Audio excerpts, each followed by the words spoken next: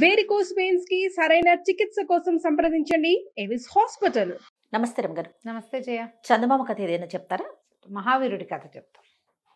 కోసల రాజ్యానికి కీర్తిచంద్రుడు అని ఒక రాజుగారు ఉండేవారట. ఆయనకి లేక లేక ఒక కుమార్తె పద్మావతి. పిల్ల బహు అందగత్తె. 14 ఏళ్ళు వచ్చినప్పటి నుంచి ఈ పెళ్ళి ఏ సంవత్సరం చేయాలి అటా ఇటా ఆలోచించి మొత్తానికి 18వ ఏడు వచ్చాక అమ్మాయికి పెళ్లి చేద్దాము, స్వయంవరం చాటిద్దామా, ఏం చేద్దాము అని జాతకాలు చూస్తున్నారు. ఓకే. జాతకాలు చూపించుకుని ముందు ఈ అమ్మాయికి సమయం ఎప్పుడు ఏమిటో చూస్తారుగా. అయితే ఏమైంది, ఈ జాతకాలు రకరకాల గురువుగారులు వాళ్ళు వీళ్ళు చేయి చూసేవాళ్ళు, హస్త సాముద్రికదారులు వీళ్ళు చాలామంది వస్తారు. ఈ వ్యవహారం సాగుతుండగానే ఉన్నట్టుండి ఒకనాడు యువరాణి మాయమైపోయింది. పద్మావతి లేదు. పడుకున్నది పడుకున్నట్టుగా మంచాలు గించాలన్నీ అలాగే ఉన్నాయి, అమ్మాయి లేదు. ఏం చేయాలో తెలియలే. ఎలా వెళ్ళిపోతుంది?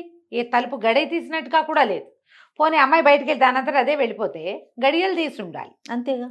సహాయం చేశారు ఎవరైనా ఆ చెలికత్తులు అనుకుంటే అందరూ మంచి గాఢ నిద్రలోనే ఉన్నారు. తెల్లవారేసరికి మాయమైపోయింది. సరే వీళ్ళు ఏమనుకున్నారు, అంజనం వేయించాలి, ఆ పిల్ల ఎక్కడుందో బాగా వెతికారు. చుట్టుపక్కలంతా తోటలు దొడ్లు వెతికారు. ఏదైనా రాక్షసమాయ జరిగిందేమోనన్న అనుమానంతో అంజనం వేయించడానికి కూర్చున్నారు. కూర్చుంటే ఒక అంజనం వేసే పంచాంగకర్త అనకూడదులే, ఒక గురువుగారు ఉన్నారు వీళ్ళ దగ్గర. ఆయన అంజనం వేసి చూశాడు. చూసి అమ్మాయి జీవించే ఉంది, ఈమెని ఒక బ్రహ్మరాక్షసుడు ఎత్తుకుపోయాడు. 3 నెలల్లో ఈ అమ్మాయికి బ్రహ్మరాక్షసుడితోటి వివాహం కాబోతోంది. వివాహం చేసుకోవటానికి తీసుకుపోయాడు వాడెవడో. 3 months ఉంది పెళ్ళికి. 3 నెలల్లో వివాహం చేసుకుంటాడు. అయిపోయింది. అప్పుడు మళ్ళీ అంజనం, ఆ రాక్షసుడికి మరణం ఉందా, ఈ పెళ్లి తప్పుతుంటే అవేమీ తెలియలే. మళ్ళీ వేయటానికి అంజనం వేసిన తర్వాత మళ్ళీ 15 రోజుల దాకా అంజనం వేయటానికి వీల్లేదు, దాని పద్ధతి అది. వీళ్ళకి ఏం చేయాలో తెలియలే. అయితే ఒక మంత్రి గారు అన్నారు, దాందే ఉంది మహాప్రభు, మన రాజ్యం నిండా సాహసవంతులే బోళ్ళంతమంది, సాహసికులు చాలామంది ఉన్నారు. శౌర్య ప్రతాపాలకి కోసల రాజ్యం పెట్టింది పేరు. ఓకే. సైన్యం చాలా పెద్దది మంది. చాటింపేయిద్దాం. ఎవరైతే రాజకుమార్తెని బ్రహ్మరాక్షసుడి నుంచి రక్షిస్తారో వాడికిచ్చి వివాహం చేస్తాము రాజకుమార్తెని. ఒకతే పిల్ల కాబట్టి ఆటోమేటిక్గా రాజ్యం బాగుందిగా. బాగుంది. చాటింపేశారు. చాటింపేస్తే చాలామంది మేం చేస్తామని రకరకాల జాతుల వాళ్ళు, ఏ జాతి వాడైనా వివాహం తప్పకుండా చేస్తానని రాజుగారు ప్రతిజ్ఞ చేశాడు. ఏ జాతి వాడికైనా చేస్తానంటే చిన్న పెద్ద సైనికులు, సైన్యాధికారులు, దండనాయకులు, చిన్న చిన్న గణాధ్యక్షులు, సామంతులు, వాళ్ళకి చిన్న దుర్గాల దుర్గాధిపతులు అందరూ తయారయ్యారు. ఈ బ్రహ్మరాక్షసుడు ఎక్కడున్నాడు అనేది కూడా మళ్ళీ 15 రోజుల్లో వీళ్ళకి తెలిసిపోయింది. ఆ రాక్షసుడు ఫలానా చోటు ఉన్నాడు. అయితే ఇప్పుడు రాక్షసు సంహారం చేసి పిల్లని తేవాలి. అయితే రాక్షస సంహారం చేయటానికి గుంపంతా వెళ్ళేసరికల్లా వీళ్ళకి ఒకడు అడ్డం పడ్డాడు.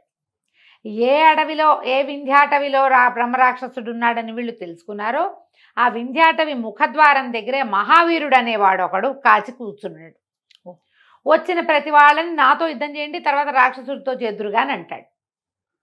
వాడి చేతిలో ఓడిపోయి తిరిగి వచ్చేస్తున్నారు. వాడేం చంపట్లా ఎవరిని. నువ్వు నన్నే చేయలేదు, బ్రహ్మరాక్షసుడు నువ్వేం చేస్తావు పోపో అంటాడు. ఇక రోజులు గడుస్తున్నాయి.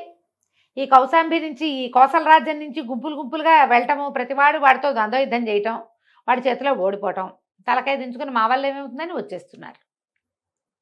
రోజులు గడిచే కొందికి ఆ రాక్షసుడు అమ్మాయిని వివాహం చేసుకునే దినాలు దగ్గరకు వచ్చేస్తాయి కదా. ఈ రాజుకి వాళ్ళకి అర్థం కాల. తమ సైన్యాధ్యక్షుడిని పంపించినా వాడు చితకొట్టి పంపేశాడు వెనక్కి. దండనాయకుడిని పంపిస్తే చితకొట్టి పంపేశాడు. తీరా వీళ్ళు తెలుసుకున్నారు ఏమిటి, ఈ ఎవడైతే పర్టికులర్ ఇక్కడ నుంచున్నాడో ఈ మహావీరుడు అనేవాడు ఎవడో కాదు, వాడు కోసల రాజ్య పౌరుడే. వాళ్ళ నాన్న పూర్వం మహారాజ భక్తుడిగా పేరు పొందినటువంటి ఒక దండనాయకుడుగా పనిచేశాడు. అయితే ఆ దండనాయకుడు ఒక యుద్ధంలో మరణించాడు. ఓకే. ఏదో ప్రాబ్లం అయి మరణించాడు. ఈ అబ్బాయి చాలా కాలం ఎక్కడికో పోయి విద్యలు నేర్చుకొచ్చాడు. ఇప్పుడు వాడు ఇక్కడ పొంచి కూర్చున్నాడు. రాజుగారికి ఏం చేయాలో అర్థం కాల. అక్కడి నుంచి వాళ్ళ అమ్మ ఎక్కడుందో వెతుక్కున్నారు. ఆవిడ కోసల రాజ్యంలోనే ఉంది. ఆ అమ్మ దగ్గరికి వెళ్ళారు. వెళ్ళి మీ వాడు రాజద్రోహిగా ప్రవర్తిస్తున్నాడు, రాజకుమార్తెను తేవటానికి వెళ్ళిన వాళ్ళందరినీ అడ్డుకుంటున్నాడు, వీడు సరైన వాడుగా ప్రవర్తించట్లేదు, నీ భర్త రాజభక్తుడు, చివరి ఏదో ఇబ్బంది అయ్యి అతను మరణించాడు, ఊరు పేరు లేకుండా పోయాడు, వీడు కూడా అలాగే చేసేలాగా ఉన్నాడని రాజుగారు అనేసరికల్లా ఆవిడ కాదు కాదు మహాప్రభు మావాడు మహారాజ భక్తుడు, మామూలు భక్తుడు కాదు, మహాభక్తుడు వాడు. అసలు రాజ్యానికి చెడుపు తెచ్చే అడ్డ పేరు తెచ్చే పని చెయ్యనే చెయ్యడు, అలాంటి వాడు కాదు. వాడికి పరమ రాజభక్తి, చాలా రాజభక్తి. వాడు ఇలా చేయటానికి ఏదో కారణం ఉండుంటుంది. ఏం కారణం ఉందో తెలీదు. వాడు అసలు నిజానికి అక్కడికి వెళ్లే ముందు నా దగ్గరికి వచ్చి, అమ్మా నేను బ్రహ్మరాక్షసుని సంహరించదలుచుకున్నాను, నాకు ఆశీర్వాదం దీవించు అని దండం పెట్టి వెళ్ళాడు.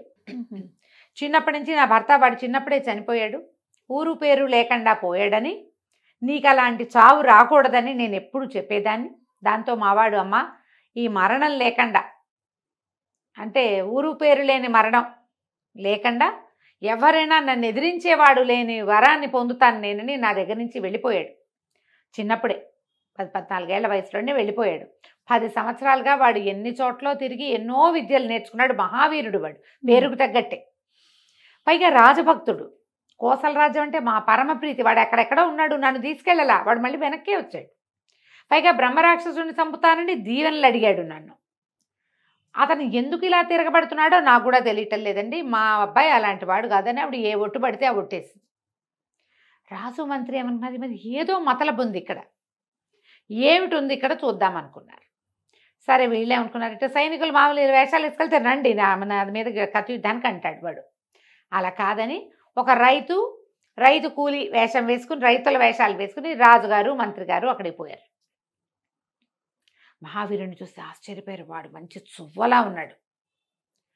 అసలు కత్తిడాలు చేస్తే వాడు త్రిపురాంతకుడులాగా కనపడుతున్నాడు. మంచి అంటే ఏదో దుష్టబుద్ధి అలాంటివి ఉన్నవాడిలాగా లేడు. చాలా ప్రశాంతమైన వదనము, చాలా క్లారిటీ ఉన్న మొహం వాడిది. వీళ్ళకి అర్థం కాల. వీళ్ళు అక్కడ ఉండగానే ఒక గుంపు వచ్చింది, దండనాయకుల గుంపు. వాళ్ళందరినీ చితకొట్టి పంపేశాడు. నన్ను ఓడించి లోపలికి వెళ్ళండి వింధ్యాటవిలోకి అంటాడు. సరే అడిగారు వీళ్ళు, నాయన ఏమిటో నువ్వు ఇక్కడ ఎందుకున్నావు, ఏం చేస్తున్నావంటే, మరి కోసల రాజ్యం తాలూకు వీళ్ళందరివి ప్రతాపాలు గమనిస్తున్నానండి అన్నాడు. గమనిస్తావు, సరే గమనించడం ఎందుకంటే అది కాదండి, నేను ఇక్కడ వెయిట్ చేస్తున్నానా, వీళ్ళందరూ వచ్చారు, ఒక్కొక్కళ్ళు వస్తున్నారు, వీళ్ళు నన్నే మానవుణ్ణి జయించలేకపోతే బ్రహ్మరాక్షసుని ఎలా జయిస్తారు, ఎవడైనా నన్ను ఒకడు కొట్టి బ్రహ్మరాక్షసుని జయిస్తారేమోనని చూస్తున్నా, వీళ్ళు నా దగ్గరే ఓడిపోతున్నారు, అందుకని పంపించేస్తున్నాను అన్నాడు. అనేసరికల్లా ఈ మంత్రి గారు అన్నాడు, మరి అలాగైతే నీకు అంత ప్రతాపశాలి అయితే నువ్వే వెళ్ళి మా బ్రహ్మరాక్షసుని చంపచ్చు కదటోయ్ అని అడిగారు. అడిగితే ఎందుకు చంపకూడదండి, లక్షణంగా చంపచ్చు, నేను చంపడానికి రాజుగారు అడ్డం పడుతున్నాడండి అన్నాడు. వీళ్ళకి అర్థం కాదు, రాజు అడ్డం పట్టం ఏమిటి, రాజు చక్కగా పిల్లనిచ్చి పెళ్లి చేస్తానన్నాడు కాదు అన్నాడు కదా, అదే కదండి సమస్య, నా సమస్య అదే అనేసరికి వీళ్ళకి అర్థం కాలేదు. ఏమిటి నీ ఉద్దేశం ఏమిటి, నువ్వెందుకు చంపవు బ్రహ్మరాక్షసుడు అంటే, ఆయనేమో పిల్లనిచ్చి పెళ్లి చేస్తానన్నాడండి, నాకు ఆ పిల్ల వద్దు, అందుకని ఇక్కడ వేచి ఉండి వీళ్ళందరూ చచ్చిపోవటం ఎందుకు, ఎవడు నన్ను జయించగలడో వాడు బ్రహ్మరాక్షసుడిని కూడా జయించగలడు, ఎందుకంటే నేను ఒక ముని వల్ల వరం పొందాను, నన్నెవ్వరూ ఎదిరించలేరని, నన్ను ఎదిరించగలిగిన వాడే వాడిని చంపగలుగుతాడు. అసలు ఏమిటి, ఎందుకు పెళ్లి చేసుకోవు నువ్వంటే, నేను ముని దగ్గర వరం పొందానండి, ఒక 10 సంవత్సరాలు వీరోచిత విద్యలు నేర్చుకున్నా, ఒక మునిగారిని ఒక విపత్కర పరిస్థితిలో రక్షించాను, ఆయన అబ్బాయి నువ్వు ఎవరినైనా ఎదిరించగలవు, నిన్ను ఎదిరించే మానవుడు లేడు లోకంలో, నీకు అంత శక్తి ఇస్తున్నావు అన్నాడు.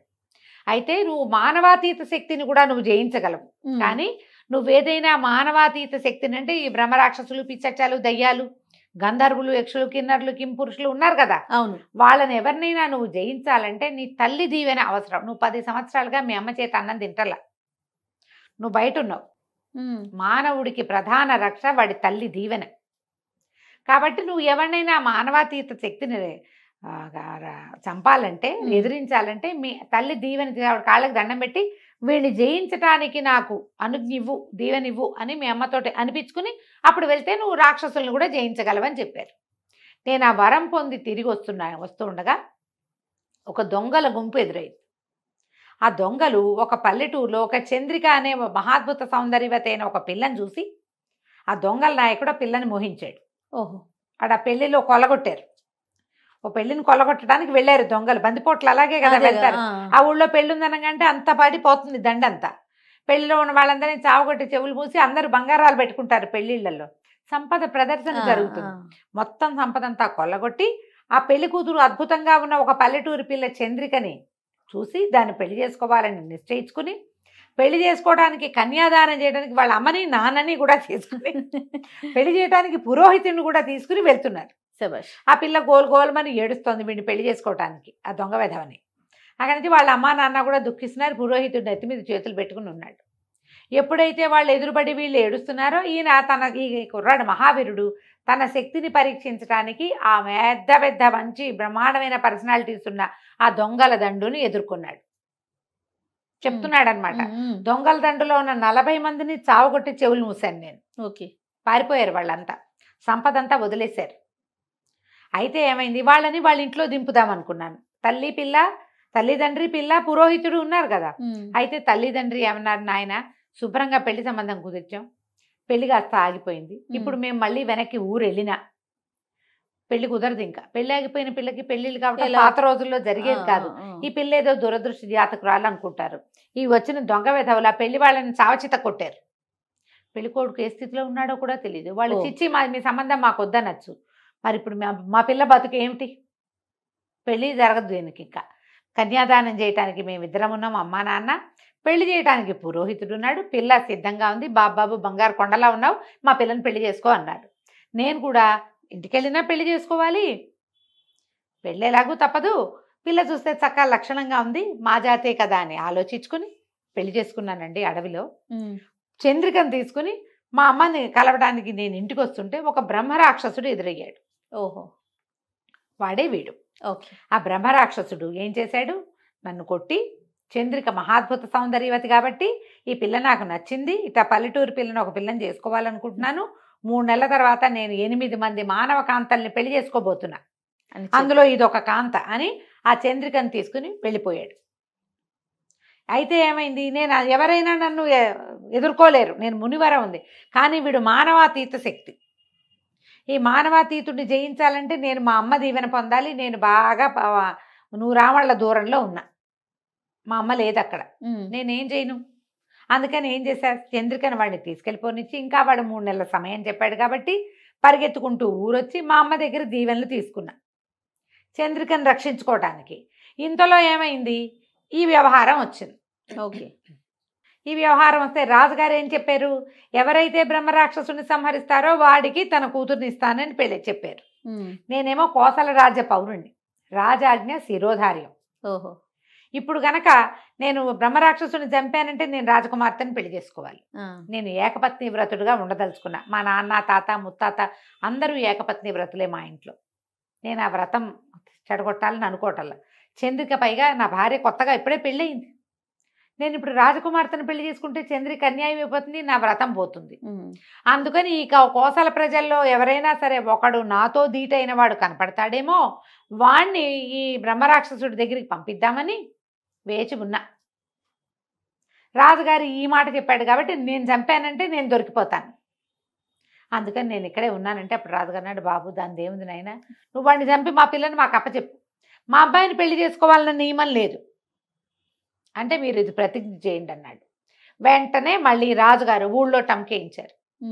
ఎవరైతే బ్రహ్మరాక్షసుని చంపి రాజకుమార్తెని రక్షిస్తారో వాళ్ళ శౌర్య ప్రతాపాలకు మించి తగిన ఉచిత రీతిని గౌరవిస్తాము, రాజకుమార్తెని వివాహం చేసుకోవాలన్న నిర్బంధం లేదు అని మళ్ళీ ప్రకటన చేస్తే ఈ వీడు మహావీరుడు వెళ్ళి ఆ బ్రహ్మరాక్షసుడి దగ్గర 8 మంది ఆడపిల్లలు ఉన్నారు. అందులో ఒకటి రాజకుమార్తె, ఇంకోటి వీడి భార్య అయిన చంద్రిక, ఇంకా ఉన్నారు 6 ఆడపిల్లలు. ఎక్కడెక్కడి నుంచో తెచ్చాడు. రకరకాల రాజ్యాలకు పోయి వాళ్ళందరినీ వింధ్యాటవిలో దాచాడు. ఎవ్వరూ వాడిని ఎదుర్కోలేకపోయారు. వాడు అప్పుడే చెప్పాడు, నన్ను ఎదుర్కోగలిగితే వచ్చి వింధ్యాటవిలో ఎదుర్కోని. వీడు అందుకని వింధ్యాటవి ముఖంలో నుంచుని ఉన్నాడు అనమాట. లోపలికి వింధ్యాటవిలోకి వెళ్ళి ఆ బ్రహ్మరాక్షసుడిని ఎదుర్కొని వాడిని చంపేసి, ఎందుకంటే వీడికి అమ్మ దీవెన లభించింది, 8 మంది ఆడపిల్లల్ని ఫ్రీ చేశాడు.